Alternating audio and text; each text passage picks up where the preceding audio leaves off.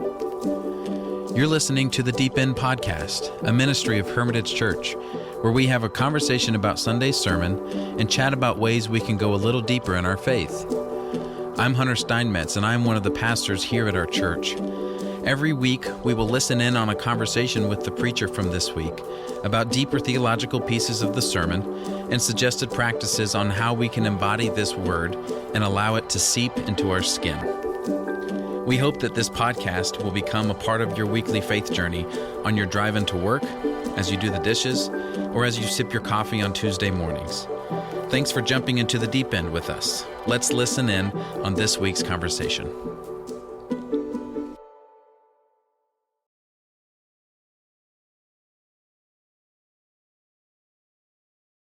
Move through some of the rhythms of Holy Week and really come down to like a kind of micro level and look at some of the characters of Holy Week.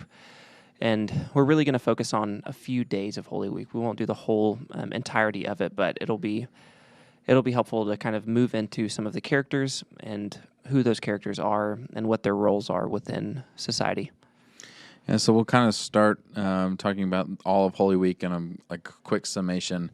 And then with Jesus' life, the last week of Jesus' life leading up to the cross. And then we'll have a special focus on Thursday night and Friday morning, which is kind of Jesus' last 24 hours on earth. And before we jump into the timeline, we'll talk for a moment just about the why the part of the story matters. For a lot of us, the crucifixion can feel distant or overly familiar, probably because it's a story we've had rehearsed over and over and over and over again since we were really, really little, so it can become this story that is just very familiar to us, and we can often kind of miss some different aspects within it. So today we're going to try to slow down, and when we slow down, we can see something interesting. Yeah, this isn't just a story about Jesus dying. It's a story about power, the worldly powers, injustice, fear, loyalty, betrayal, and they all kind of are mixing and colliding in this last 24 hours of Jesus' life. They're not just cardboard characters. That it's kind of like those character books when you open it up and it, it like bends out and becomes something. Although, hey, those are great. I mean, those are the best books to read because there's pictures. But these are real people, and they're making real life decisions in the face of something that they don't fully understand. Kind of like how we talked about last week. Yeah. So as we move through the conversation today, we hope that you can kind of ask yourself, where do you see, where do you see yourself maybe? Not just what Jesus is doing, but what the people around him are doing. Because the gospel doesn't just show us Christ; it shows us ourselves too, if we look closely. So let's start with a quick recap of Holy Week. And when we say quick recap, we actually mean a quick recap. On Sunday, the Palm Sunday, Jesus enters into Jerusalem to shouts of Hosanna, which, if you listened last week, is probably more rooted in a political nationalism revolt. So when they say Hosanna, it's a political statement, but also a theological statement. Jesus is riding on a donkey like a king of peace rather than like a stallion, which probably Pilate is riding in from Caesarea Maritima, but we'll get to that on the other side of the Jerusalem. Yeah. And what was interesting, we didn't mention this on the last podcast, but even in that text, the donkey's borrowed, which I think is just so fascinating. That's super interesting. We'll give it back. Yeah. Tell the guy, hey, Jesus needs this. He'll bring it back. You can have this donkey again, but wait. The Lord needs this donkey. Monday, he cleanses the temple. That's probably a very familiar story. It's one of those moments where we see Jesus is sort of passionate about what is going on in the temple. He disrupts this economic system that's happening, this corrupt economic system that's happening. He confronts corruption outright. And then Tuesday and Wednesday, he teaches in the temple courts, engages with the Pharisees and Sadducees, and prophesies about the destruction of the temple. And lots of the things that Jesus is saying in the temple on Tuesday and Wednesday gets him into a lot of trouble with the Pharisees. When you read through what's happening on Tuesday and Wednesday, really in all of the Gospels, it starts to become revealed like the Pharisees are now seeking a way to kill him. They are so frustrated with what he's doing and saying. And so that leads us into Thursday. Jesus is mostly absent all the day of Thursday. And then we get this huge scene at the Last Supper, which is the Passover supper that Jews did every single year and still do now.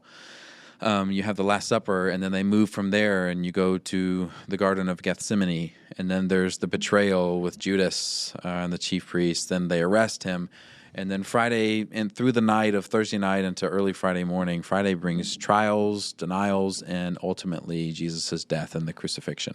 Yeah. So we'll start with the Pharisees. They're one of the key religious groups in the story, but also one of the key religious groups throughout all of the gospel narratives. They're devoted to the law, so oftentimes they're very concerned with sticking to the law, almost like to a T. Like if you break this law, you're no longer, I don't know what the word they would use, but you're no longer a part of the group. Like sticking to the law was one of the most important things for the Pharisee, and that's why we see Jesus brushing up against the Pharisees with some of him breaking the laws of Sabbath. They're seriously focused on purity, staying pure according to the law, so they would be so concerned about not defiling themselves. And they often clashed with Jesus because he called out their hypocrisy. Jesus is often seen as brushing up against the Pharisees the most within the Gospels. And one of the things that we often think, like culturally, what we have come to learn about the Pharisees is that they're the legalists, and they just all they care about is the law, which is true, but it's not just that. Like, why that legalism is there is because, like we've talked about in previous podcasts, the Jewish people are constantly under the reign and the empire of other countries or other empires and civilizations. So for the Pharisees, preserving Jewish identity under Roman occupation is quite literally a matter of survival.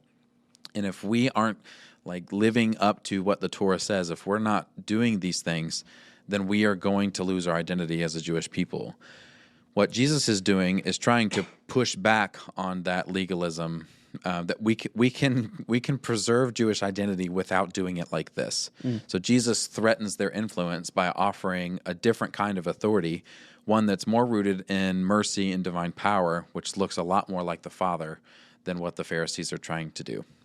The Pharisees really are kind of working out of a scarcity mindset. If we don't do it like this, we might lose it all. And what Jesus is saying is, but that's not how the kingdom works. Yeah.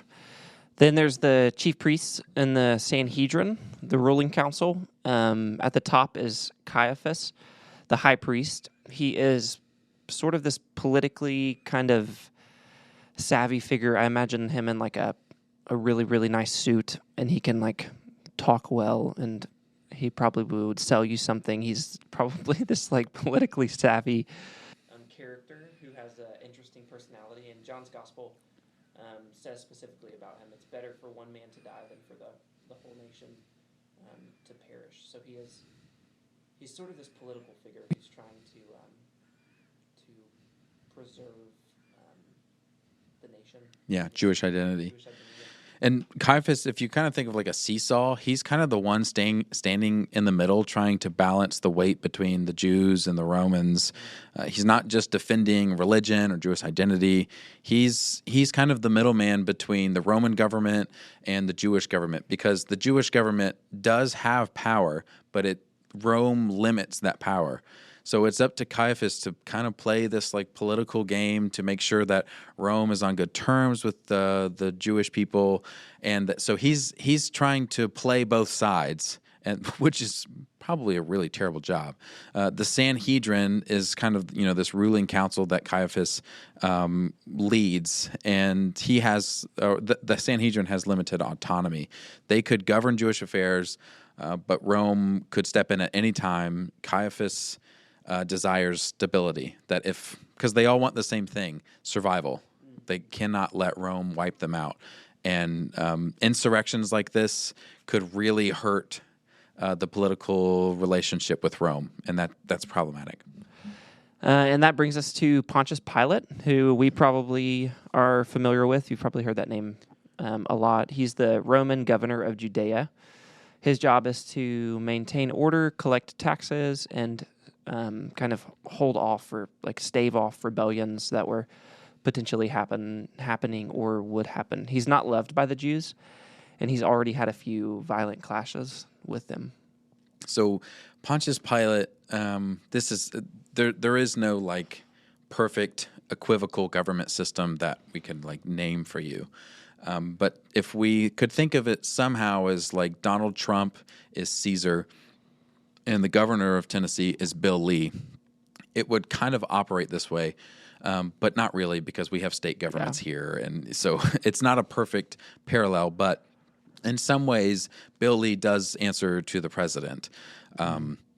So Pontius Pilate works for Caesar. He is the governor of Judea, which geographically is the southern kingdom of Judah. So this is kind of about Jerusalem and a little bit lower, and then the region between Galilee, which is where Jesus does most of his ministry, and Judea, or the kingdom of Judah, is Samaria. And Pilate is over Samaria and Judah, or Judea both. So he's kind of the guy that's in charge of those things. So Pilate is not really interested in Jesus as a religious figure. Pilate is not Jewish. He doesn't care what the Jews do. He doesn't think that the Jewish God is the God of the universe. He is more worried about Jesus as a potential political threat. And so Pilate is standing in between Jesus and Caesar, the Roman Empire, and this insurrection. And if Caesar hears about another insurrection coming from the land of Judea, Caesar could have Pilate's head. So Pilate is playing with his own personal career as well. So when the religious leaders bring Jesus to Pilate, they shift the charge from blasphemy, is what was happening in the Sanhedrin during the night, to this guy says he's a king, because that is a blasphemy is not a threat to Caesar. Claiming that you're a king is a threat to Caesar. Yeah, and Pilate has this interesting interview with Jesus. It's that kind of famous scene where Jesus is before Pilate, and Jesus talks about kind of these two different aspects of the kingdom of God, really just the kingdom of God, and then kind of like truth, in a kingdom that is not of this world. And Pilate, in a sense, doesn't really even find Jesus. He doesn't find Jesus guilty. He's like, what Jesus has done does not condemn him for what you all are saying. I really can't do anything in this matter. But he's kind of afraid too. The Gospels tell us that the crowd accuses Pilate of being no friend of Caesar if he lets Jesus go, and it kind of is the crowd trying to semantically pin Pilate and make him begin to think, well, if I don't do this, then I'm going to be in trouble with Caesar. In a sense, it's kind of like this political blackmailing system from the crowd that's speaking to him. Yeah, they're trying to use his own Romanness against him, and it works. So Pilate's now stuck. He's like, well, this guy, he seems like a pretty nice guy, but if it's an insurrection, then Caesar could kill me or fire me. So what Pilate does, he actually finds a scapegoat in some ways, and Pilate says, why are you bringing this guy to me? Why don't you send Jesus, take Jesus to Herod Antipas, who we talked about a couple episodes ago. He is this kind of puppet ruler that Caesar puts into place. He's like halfway Jewish. It's kind of this. It's a whole thing that we're not really going to get into. But he is he's the ruler of Galilee. So you have the region of Judea in the south. Right north of that is the region of Samaria.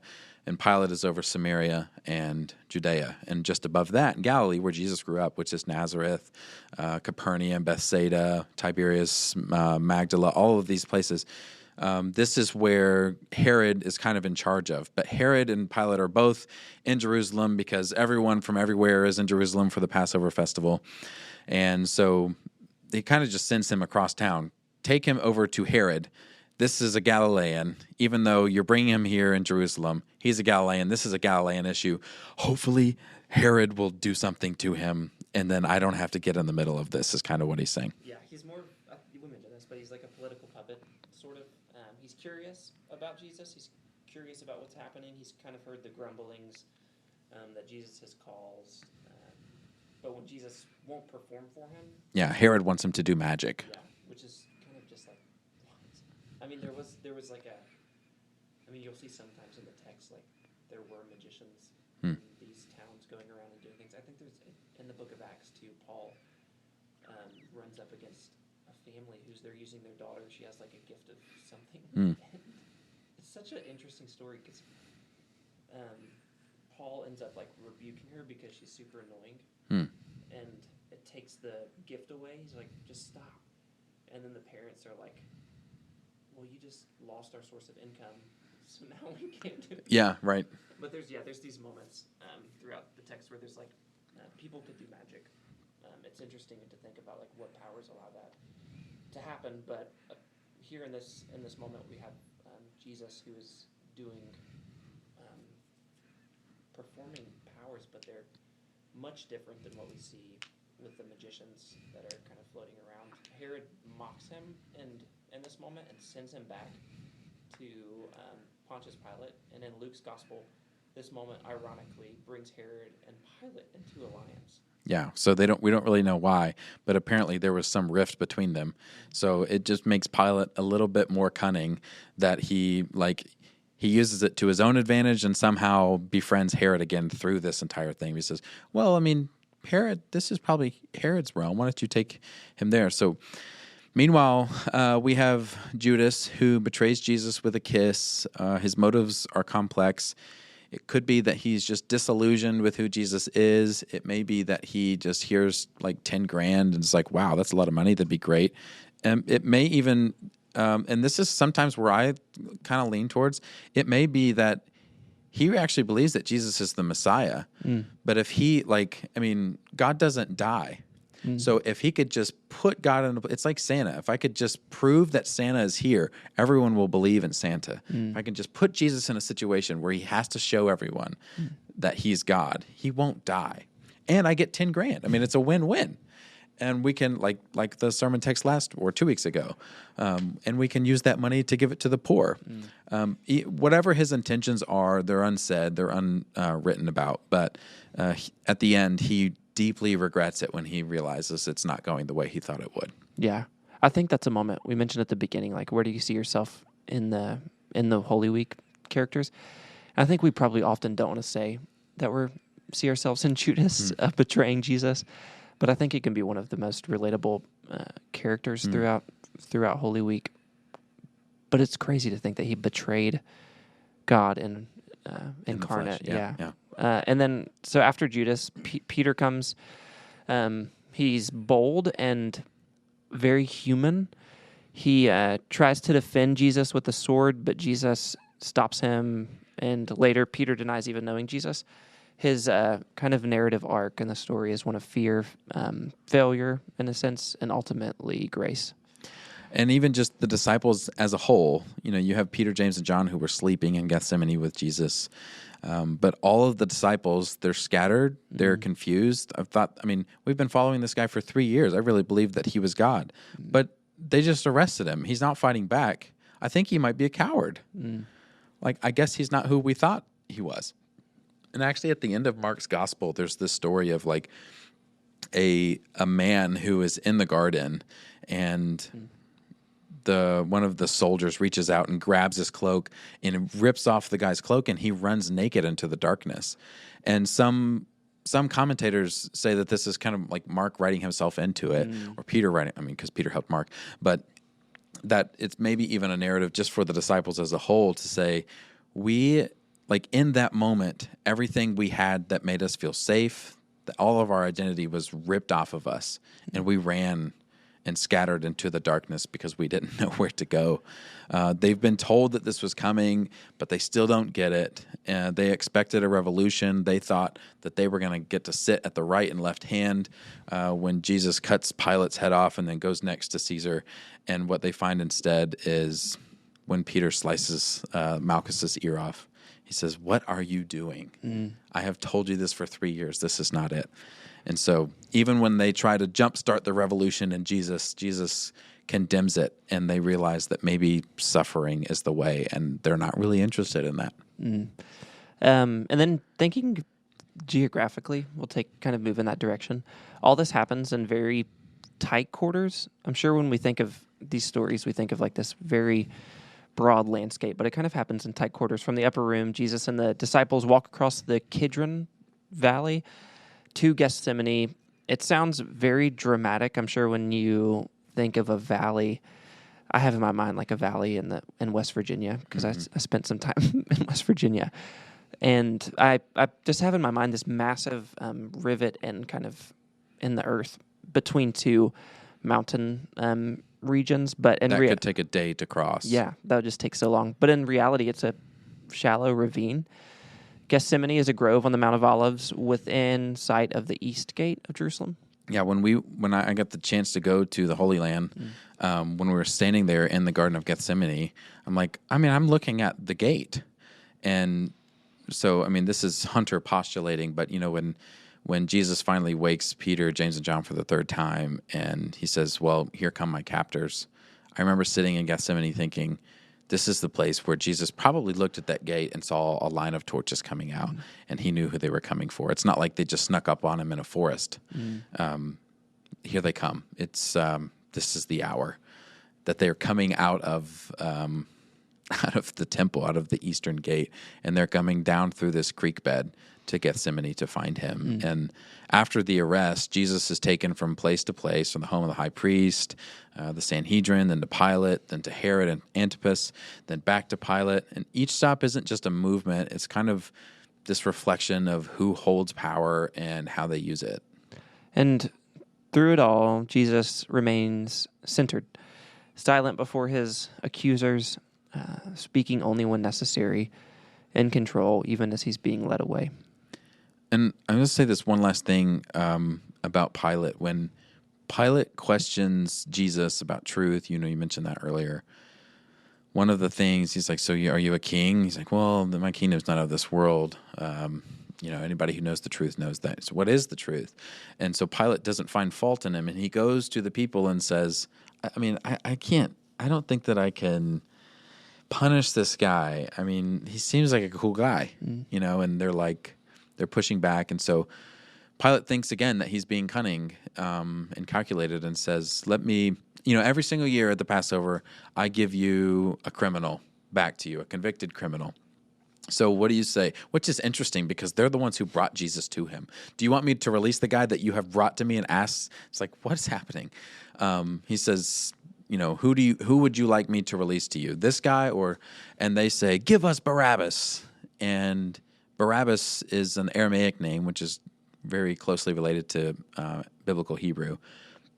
But the name Bar Abba Bar is son and Abba is father.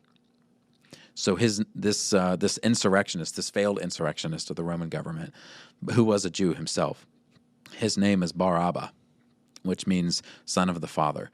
And so now there is this juxtaposition that Pilate doesn't even really know all of this stuff, but he's going, which son of the father would you like me to release? And the crowd says, give us the son of the father who, killed the son of the father who says that he is God, not the one who's not. And little do they know, they're killing the actual son of the father, and that the blood of the son of the father would be on their hands. Which is just it's a literary thing that if we don't know the language, people who know the language and read it go, oh, I see what they're doing there, but we can't really see that. So we're moving towards the cross, and the powers of the world are converging on the innocent Son of God.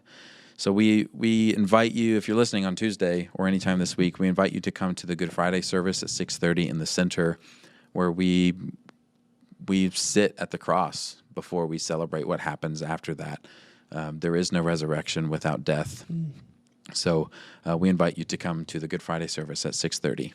Thanks for joining us on this episode of the Deep End Podcast, and we hope that it was a time for you to visualize the events of Holy Week, and we hope that it can become more real for you as we can continue to journey through Holy Week, and that you can encounter the presence of the God who was crucified and resurrected back to new life. And we hope that you can experience both the death and resurrection of Jesus as we move towards the cross and into glory. Thanks for being with us.